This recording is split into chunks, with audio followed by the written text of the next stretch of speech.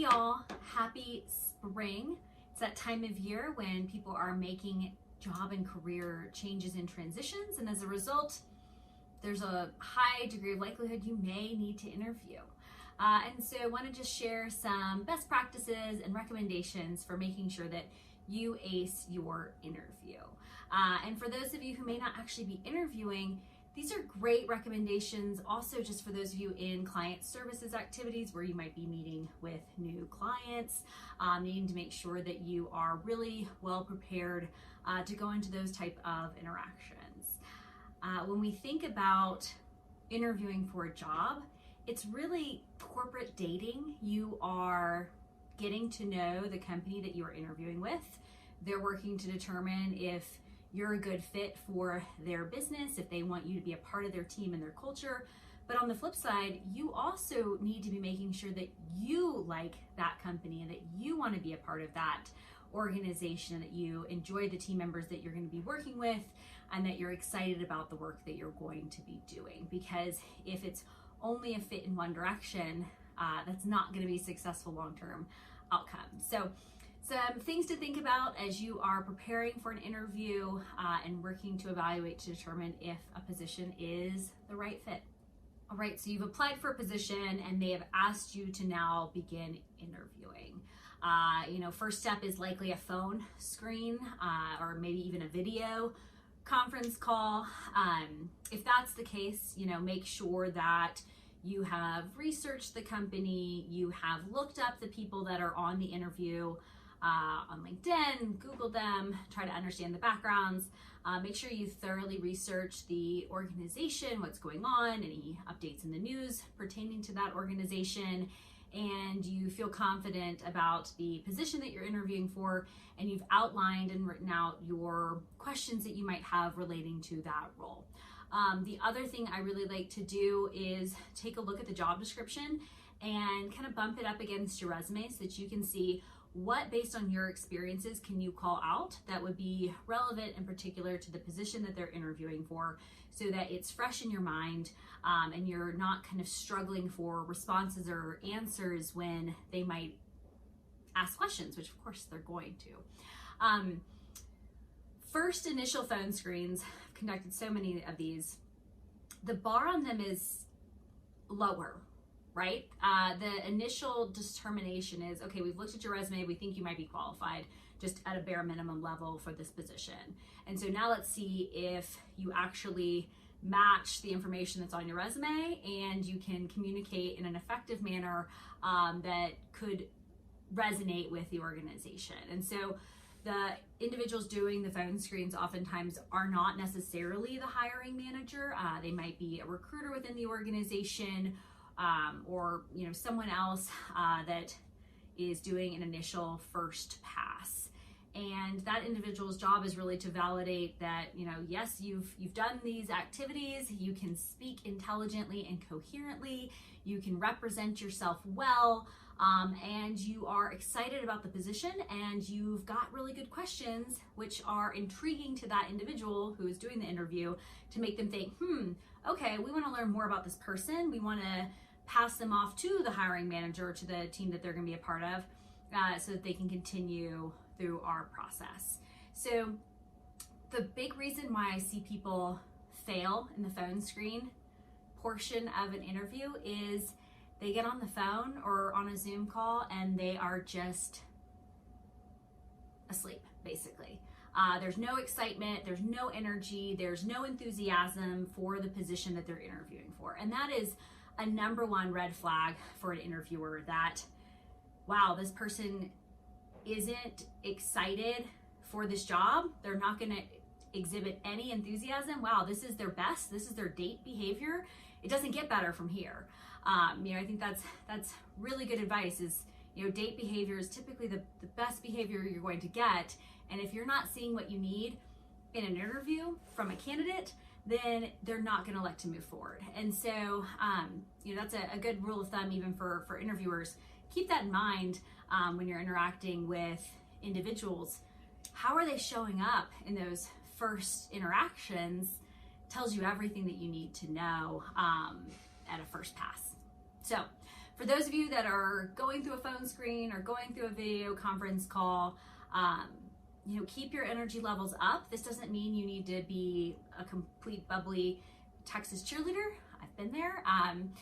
It actually means being able to present yourself with an enthusiasm for the position, with the ability to ask valid questions, and with an excitement for what you might be working on.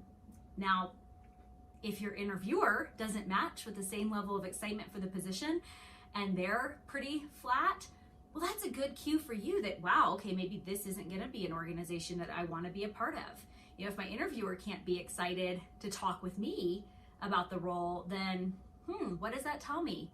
Is this an organization that I want to be a part of? And so that dynamic really does go both ways. And as a candidate, super important to really evaluate the organization that you're talking with, understand the recruiter and what their role is. Is this a hiring manager? Is this just an HR individual who's going to be conducting the interview? That gives you good data for making a decision on moving forward from your own perspective. So much of the time, I think we just want someone to like us. We just want a company to hire us. Gosh, I just want a job. But in reality, if you take that step back and say, what are the things that are most important to me in a position? What do I care about? And is this an organization that's actually going to match the things that are important to me? Because if they're not, then it's not going to be a good fit. So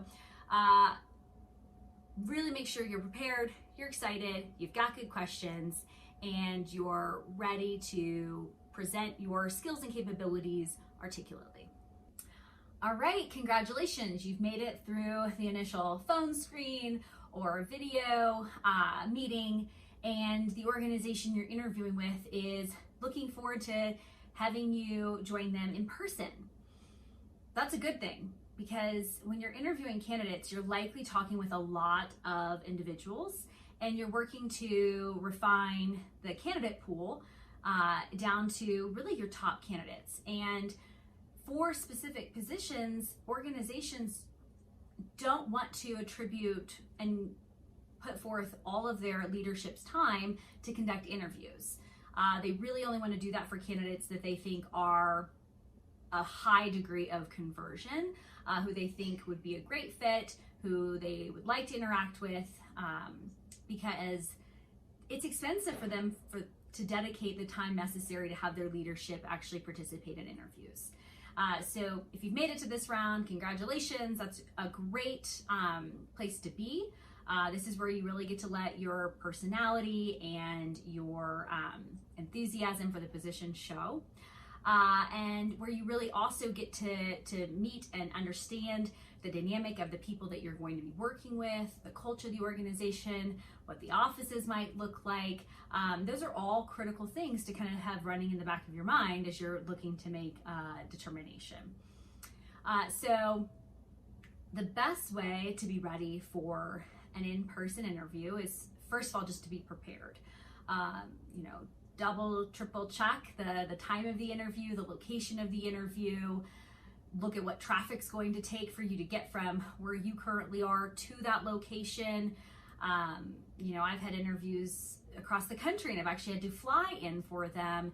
And so, making sure that my flights were going to get me there in time, and that I could accommodate for potential delays, and could accommodate for weather in those locations, and how that might implicate what I need to wear to that interview because it's in a different geographical destination. So really, the biggest advice I can give is just be prepared. Make sure you've considered every factor of the interview and what needs to go into it for you to be successful. So hopefully by this point, you've done your research on the company, you understand who you're interviewing with, you're excited about the position, you've asked the questions that you needed to ask during the phone screen process, and you're really ready to kind of finalize a lot of the details about the position that you might be interviewing for. I do think it's really valuable to spend time outlining exactly what is most important to you in a role, and to formulate your questions around how that organization would enable what's most important to you. So for example, if you're really interested in accelerating your career and understanding what the career path is going to look like and understanding what opportunities are going to be for leading others or getting exposure to other business units or getting to work alongside key leadership team members, those you would want to be asking questions around how that's going to be possible for you and how you're going to receive mentorship and career grooming within the organization. What are the opportunities for that? Or if, for example, things that are really important to you is your work-life balance and the hours that you work. You'd want to ask questions about those things specifically. So really making sure as you go into a discussion in an interview that you've done your research, you know who you're going to be meeting with, and you've done some due diligence on those individuals. You understand their backgrounds, maybe where they went to school, what other positions they've held, what their role within the company is, and then be prepared to ask any questions that you might have related to their role and how it'll pertain to the work that you're going to be doing. What do they enjoy about the work that they do? What do they think is a challenge? What's caused them to stay with the organization as long as they have? Again, this is corporate dating, and you really want to make sure you've got the full gamut of information that you need in order to make a decision. While also asking questions like that helps to show the interviewer of your competency, of your interest, of the due diligence that you've done, and why you would be a good fit for this organization. So really being prepared is just the best thing you can do going into those conversations. That can really alleviate so many challenges that people face in an interview. I can't tell you how many potential prospective individuals come in to interview and they just didn't do their due diligence. They just didn't prepare. They didn't show the attention to detail and the interest that I would anticipate from someone who wants a position. And so that's really something to always consider is, how badly do you want this position? How badly do you want this organization to want you? And vice versa, how much are they showing up for you in the recruiting process to let you know that they really want you to be a part of their organization, because it does go both ways. All right, so if you're well prepared, you've done your due diligence, you've done your research, now it's time for some of the finer points in getting ready for your interview. So if you have prepared as much as possible on the subject matter knowledge necessary to go into this interview, you feel like you've fully digested the organization that you're looking to interview with, the position, you've formulated all of your questions that you're going to ask, at least at the back of your mind, you've got them kind of ready to go. And you're ready to really speak to your skill sets and present why you think you're the right fit for that organization. Now let's make sure you are ready to go from a presentation perspective. So, the world we live in is a visual one, and as a result, making sure that you represent yourself in a way that speaks to how you want to be perceived, it's critical. It's up to you to determine what you're comfortable with and how you want to present yourself to the world.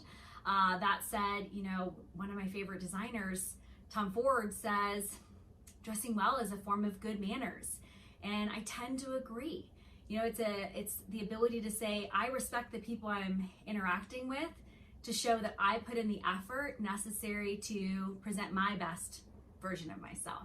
I have not chosen to be messy or ungroomed. So up to you to determine what that really looks like. If you've got questions on that, there's a whole site, the Consultant's Closet, that focuses on providing wardrobe guidance and advisory for those in the professional space. But I think the biggest things you can think about are, make sure you've planned ahead of time what you're going to wear. There's always inevitably going to be some form of wardrobe malfunction if you wait till the last minute. If you're going to be wearing a skirt, making sure you've got hosiery on, making sure you've got a fresh pair so that, or two in case one gets a run in it, right? That's always fun to run out to CVS on your way to an interview to grab a new pair. No, it's not. Or if you, haven't worn your work clothes in a while and you don't really know if they actually still fit, whether you've gone up or down on the scale, making sure that you've tried on what you're going to wear ahead of time and that it fits, that it is ironed and free of any stains, and that it looks put together. You want to make sure that you are presenting the best version of yourself that you're comfortable with.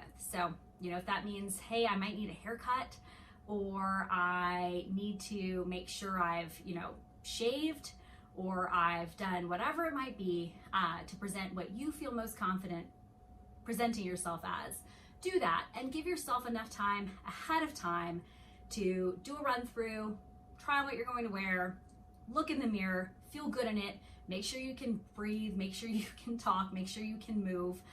Inevitably there's always the shirt that has buttons that just doesn't move as you would want it to in an interview, or something that ends up being lower than you thought it was going to be, or a skirt that has a split that is a little bit higher than you thought it was going to be, or shoes that you realize, gosh, I haven't walked in heels in 2 years, thanks COVID, and as a result, you've forgotten how. So just do a run through, make sure you feel good about what you're going to wear, and then morning of, give yourself enough time to be dressed, to be calm, and to get there in a manner that allows you to stay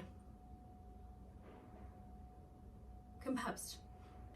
So if you are mentally prepared for the interview, now you are wardrobe prepared for the interview, let's make sure you're also physically prepared for the interview. So you want to make sure you've had enough sleep. Make sure you go to bed early, don't stay up watching Netflix or, whatever it might be. Just be nicer to yourself and make sure that you've gotten enough rest. Also, make sure you are well hydrated and that you've eaten kind of clean the day or so before, so that you're not dealing with any type of upset stomach or just feeling less than your best. I know for me, food really affects how I perform, also how I sound from a vocal perspective. And so eating clean and eating foods that are non-inflammatory is certainly something I do anytime I'm leading up to any type of big event or activity where I need to be my sharpest self. In addition, day of, make sure you eat something. Don't go into an interview hungry, because inevitably you're gonna be so nervous. You don't need to eat a lot necessarily, but just don't have a completely empty stomach. That just, it doesn't bode well. At least that's been my experience. Stay hydrated too. You don't want to be unnecessarily parched going into a conversation where you're having to speak with others articulately and you're just super dry. You might also want to bring some form of Tylenol, Advil, pain relief. I usually find that after an interview, or especially if it's more than just an hour, they put you through a whole day of your paces, you are completely and totally drained and exhausted and might have a headache. And so that can just kind of help with that as well. Also have a little bit of caffeine. Maybe don't go overboard. You don't need to talk 1,000 words a minute, but you do want to make sure that you are upbeat and excited and ready to interact in an engaging way with your interviewer. If you're able to actually get a quick workout in the morning before you go, I typically find that helps, kind of relieves a little bit of the excess energy and tension that you might be feeling. You can also meditate ahead of time to help calm and center before you go into that more intense activity. I also really like to do a cold shower morning of an interview or any big activity. It does cool the inflammation in your body. It helps you think a little bit more clearly, and it helps kind of rev you up and get you excited. So those are just some of my personal kind of physical recommendations leading into an interview or a big activity. Those are the things I do actually even leading up to singing events or big client presentations. Those are kind of the ways that I like to get ready for them. And then make sure you arrive early. You don't need to be 30 minutes early, because then that starts to look a little strange. Sit in your car or stay outside before that. But get there 5 to 10 minutes early, be in the lobby. And then from there, you can just really focus on your breathing. Do some box breathing, breathe in for 4 counts, hold for 4 counts, breathe out for 4 counts, hold for 4 counts, breathe in. You know, that really can do a lot to regulate your nervous system as you're going into a stressful interaction. All right, so at this point you are well prepared, you've done all of your due diligence, you've prepared your outfit, you've gotten ready, you are gearing up to go into your interview. Interviews are stressful, especially earlier on in your career when everything is newer, when maybe you are not yet as confident in your background and your skill set and your accomplishments. But regardless, going into these type of interactions can be nerve-wracking, but it's also really good for you.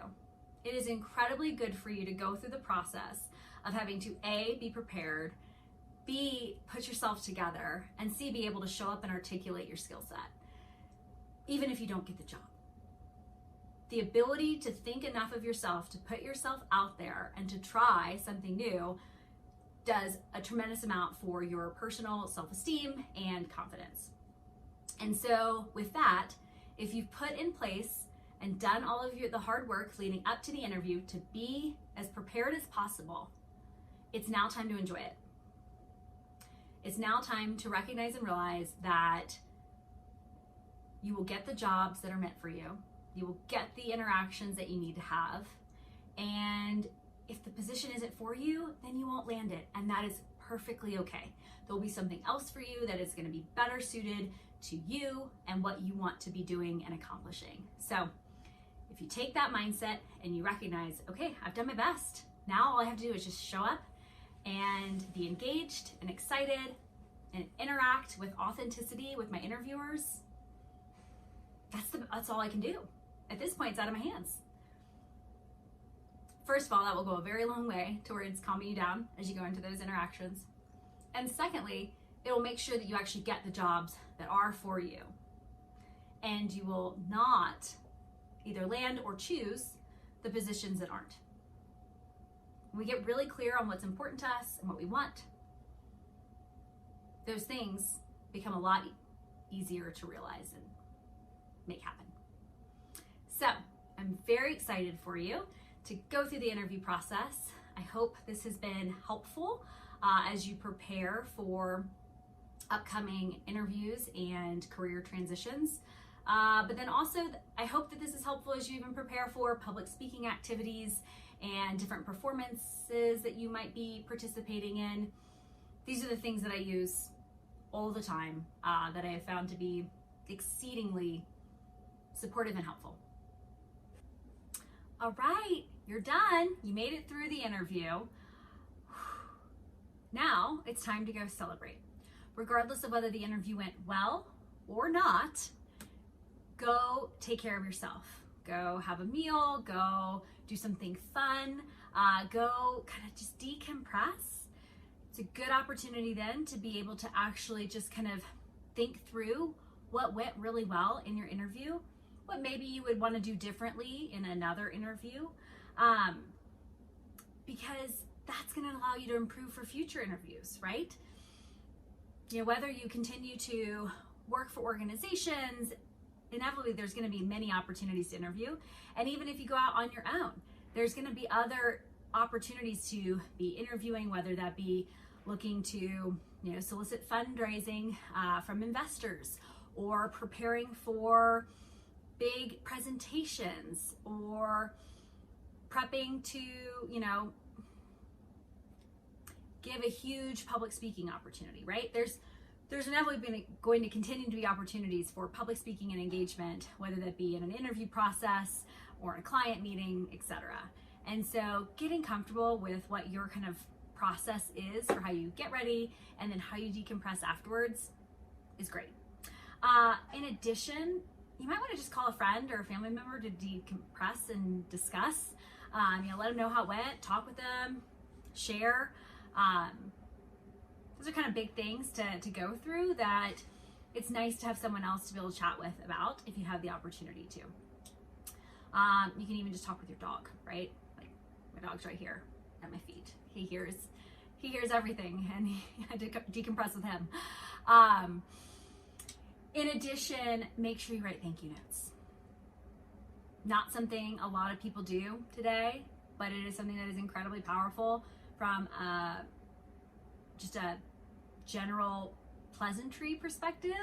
But it also ensures that the organization will remember you. You're showing that you've been genuine, that you cared, and that you appreciate the time that they've spent working to interview you. Whether they move forward with you in a position or not, you always want to make sure that you're building great interactions and great connections with the people that you meet. And writing a handwritten thank you note is a really great way to do that. Unfortunately, it's just something that not enough people do these days. They'll send a quick email, but the people that actually take the time to find out your address and take the time to handwrite something and put a stamp on it and put it in the mail, that matters. And that, I think, makes a huge difference in the reputation that you're building and in how the interviewer is going to be perceiving you. So if you are writing a thank you note and you're not quite sure where to start, I generally like to actually plan my thank you notes in advance using OneNote. I'll type them out. I'll think through what I want to say, how I want to convey it. And then once I've gotten confident with that, I've also spell checked it, like what I'm going to say, then I will actually write it out on a card. Because between my handwriting not being great, my spelling being all right, and my thought processes changing as I'm writing, that just equates to me having to throw away too many thank you notes and having to spend too much time rewriting. So I like to plan them in advance, write them all out, get comfortable with what I'm going to say, and then I can write it through once. In addition, with your return address, if you move around a lot, just get a sticker. Don't worry about having it embossed on your envelopes because you don't want to have to throw away envelopes if you have moved and that's no longer your address. So yeah, I think it's a wonderful practice to add to your repertoire of tools that you use to interact and to network with others authentically. So those are my recommendations for how to interview successfully, and then how to kind of pull yourself together as you are ready to go into the next one. Because, while you might have one really great successful interview and that goes well and that's it, interviewing with multiple companies for multiple different opportunities allows you the greatest ability to see what might be a good fit for you. Again, this is corporate dating. Are you really going to fall in love with the first company that you meet? Maybe. But the chances are you're going to have to interview several.